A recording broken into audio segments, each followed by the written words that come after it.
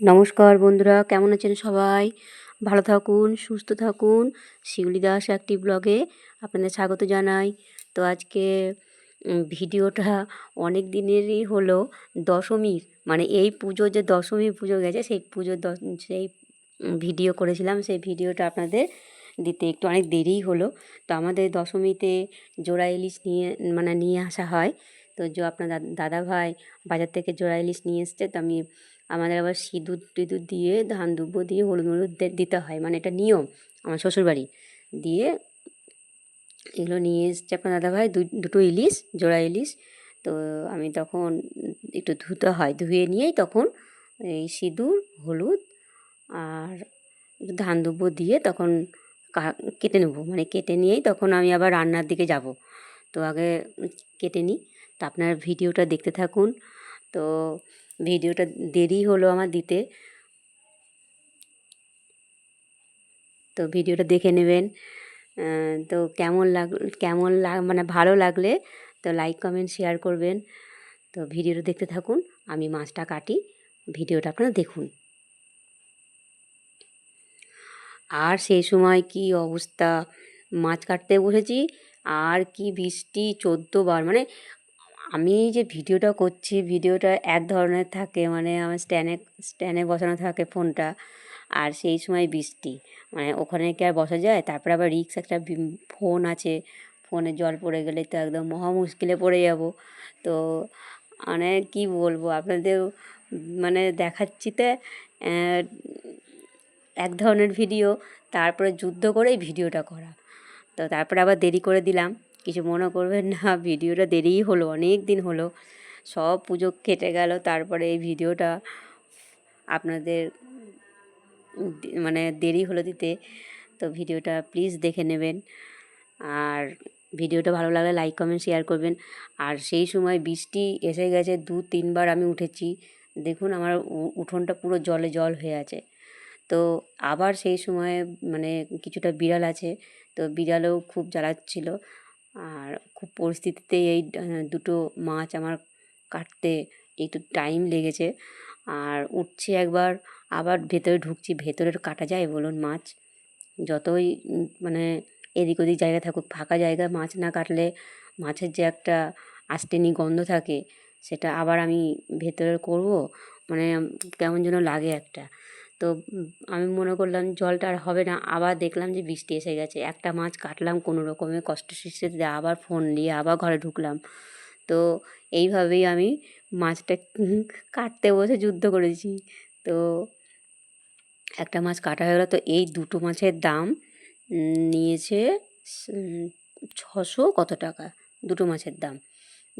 মাছগুলো যে খুব ছোট তাও না, আর খুবই যে বড় তাও না, মিডিল। বেশ মাছগুলো বেশ বড় বড়ই ছিল, কয়েক পিস হয়েছে এক একটা থেকে। আমার পিসগুলো বেশ যে একদম পাতলা পাতলা করেছি তাও না, বেশ মানে আমাদের বাড়িতে, শ্বশুর বাড়িতে হোক আর বাবার বাড়িতেই হোক, আমাদের কোনো জিনিস যে খাবো তো একটাই খাবো, এরকম একটা ব্যাপার, মানে এক পিসই খাবো সেরকম করে আমাকে কাটতে হয়েছিল। কেননা আপনাদের দাদাভাই ছোট পছন্দ করে না, সেই জন্য ধরুন আমাকে একটা সাইজ মতন কেটে নিতে হয়েছে। তো আমাকে দেখিয়ে দিল যে এইভাবে করো, তো আমি করলাম, সেইভাবেই কাটলাম। তো আপনারা ভিডিওটা দেখতে থাকুন। চলুন তাহলে রান্নাঘরে। মাছ টাছ ধোয়া হয়ে গেছে, তো আমি এই তো কাঁচা লঙ্কা হালকা করে ভেজে নিচ্ছি, আর একটা মাছ, বেশ মাছের পিসটা বেশ এক সাইজ বড় নিয়ে আমি তখন মাছ ভাজা বসিয়ে দিয়েছি। তো এক পিস আপনার দাদা ভাইয়ের পাতে দেবো। তো ইলিশ মাছ আর খাসির মাংস এই দুটো জিনিস হলে পরে আমাকে মানে এই মাছটা ভাজতেও বারণ করেছিল। তা এমনই ছেলে আপনার দাদাভাই, তো খেতে চাইবে না। বেশ একটা জিনিস নিয়ে এসেছি, বেশ ভালোভাবে করো, ওটাতেই ভাত খাবো, এই একটা কথা। আর আমাদের করতে কতক্ষণ, তাই না? মেয়েদের রান্নাঘরেই তো মানে দিনমান কেটে যায়, কতক্ষণই আবার ইলিশ মাছ তো কোনো কিছুতেই ফেলা যাবে না, এই তেলগুলো না, আবার সেই মাছ ভাজা তেল ছিল, সেই তেলে আমি আবার দিয়ে দিলাম। তো মাছের তেলেই মাছ ভাজা, এই একটা কথাই আছে। তো মাছটা ভেজে নিই বলছি, মাছটা ভাজা হয়ে গেছে, উল্টোপাল্টা কথা বলছি। তো একটু লবণ দিয়ে দিলাম মাছের তেলে। তো এইটা ভালো করে কড়া করে ভেজে নিয়ে তখন আমি তুলবো। তার মধ্যে আমি কাঁচা লঙ্কা দুটো চিড়ে দিয়েছি, খেতে ভালো লাগবে। বেশ বড় বড় কাঁচা লঙ্কাগুলো ছিল, তার মধ্যে আমি দুটো কাঁচা লঙ্কা চিড়ে দিলাম। তো হয়ে গেল। তো আমার মাছের তেলগুলো ভাজা হয়ে গেল, এক পিস মাছ ভাজাও হলো। আর এই মাছের তেল আপনার দাদার খুব প্রিয়, তার জন্য ধরুন মাছের তেলটাও করে নিলাম, তাহলে আমার দুরকম হলো। আর এদিকে ধরুন আজকের দিন এত কপালটাই খারাপ যে বেগুনগুলোও লম্বা লম্বা আর পাইনি।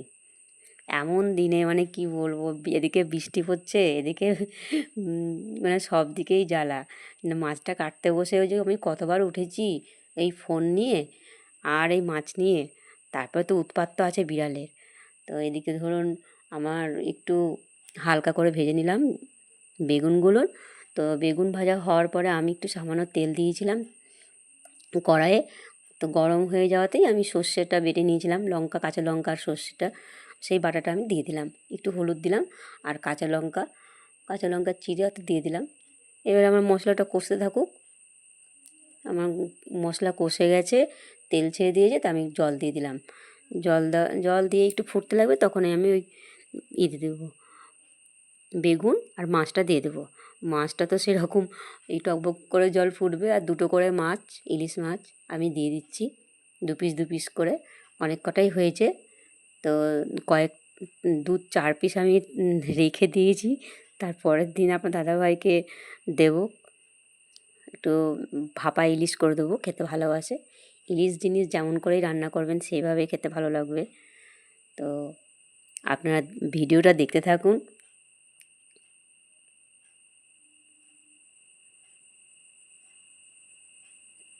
তো আমার রান্না শেষ, আমার ইলিশ মাছ রান্না হয়ে গেল।